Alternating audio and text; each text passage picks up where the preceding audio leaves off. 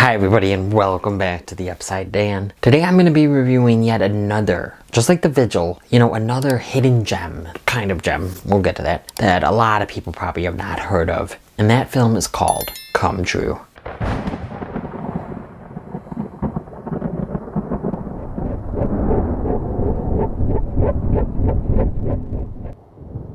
Come True is about a teenage runaway who takes part in a sleep study that becomes a nightmarish descent into the depths of her mind and a frightening examination of the power of dreams. This film was directed by Anthony Scott Burns. It was written by Anthony Scott Burns and Daniel Weissenberger. Come True stars Julie Sarah Stone, Landon Liboiron, Carlee Ryski, Christopher Heatherington, and Tedra Rogers. This film was a journey. This film was something. The first half of this movie, I was so intrigued in this premise.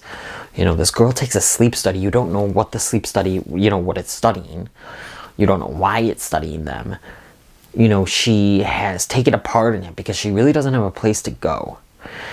We don't really get any answers about why her mom and her are at ends, but she stays with friends, she stays in the park, and she finally sees, a fire for this sleep study, so she decides to take it. I was instantly intrigued because, nightmares, dreams, they're so interesting, and they're fun to pick apart, to decompartmentalize what they mean. To study, what they mean, to try to theorize what they could mean. We don't know sometimes. It's very hard to figure out, a dream, a nightmare. So that is really what interested me here. Because the dreams, you see in this, they were scary. There was a creepy, shadow figure with glowing eyes. And it was very good imagery, by the way. You get some good imagery in this movie, some creepy, scary, imagery that, that really makes your skin crawl. And that was something that I really liked about this film. And for the first hour or so, I was super intrigued in this world and, in this science experiment, what they were doing, why they were studying this person's dreams. And then I feel like the twists and the turns in the last half, and especially just the end, they just had a bunch of ideas on the drawing board and decided, let's go with this, let's go with this. Oh, this would be ambitious. This would be ambitious. And yes, this film is ambitious. Almost to a fault, I would say. Especially in that last half. I think that there was some great here. Do not get me wrong. There was some good writing, some good directing. The acting was good as well. I do wish that our main character, I think she should have been fleshed out more. Not many of our characters are really fleshed out. I wish we knew more about her home life, why she was on the run, what happened to someone in her life, what happened to that other person. There were some answers that were left, unanswered. Sorry. There were some answers we needed by the end of it. There were questions left unanswered. A lot of questions. And I think people might have a big problem with the last, 30 seconds to a minute of this film. Some things, especially to some people, are just going to seem to come from way off a left field. I had to really look up a lot about this stuff. There was a lot of stuff that I didn't even understand. I didn't really understand a lot about it. I had to, get some of that information from, who else reviewed this was Sean from Lost in the Reel. I had to get some information from him. He knew more about this stuff. So I didn't really know, about all the, it's set into different stages, different stories, chapters, I guess.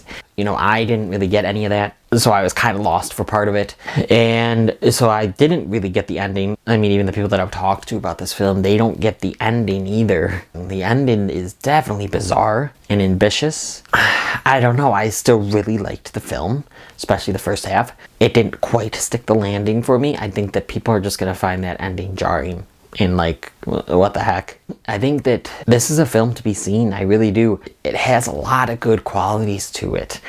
And I enjoyed myself for most of the runtime. So I definitely, and anyway, and even if not for the reason of the good stuff, just the talking about it with your friends, being social about this ending. Because I think that this ending and this film in general demands to be, brought up in conversation with your other film lovers in your life. I think that is reason enough to watch this film. So this one is hard to rate. It really is, because I loved the first half. The first about hour, I would say. And I did like a lot about the second half, but some of it was just too much, and I don't know. I think I'm gonna give it an 8. Come True gets an 8 out of 10 from me. If you've liked this video, you'll probably like more from me, so click around here to see more. Please like this video, comment down below if you've seen this movie. Are you interested in this movie? What did you think of the ending? Please label it with spoilers. Please hit that notification bell, subscribe, and come to the Upside Dan.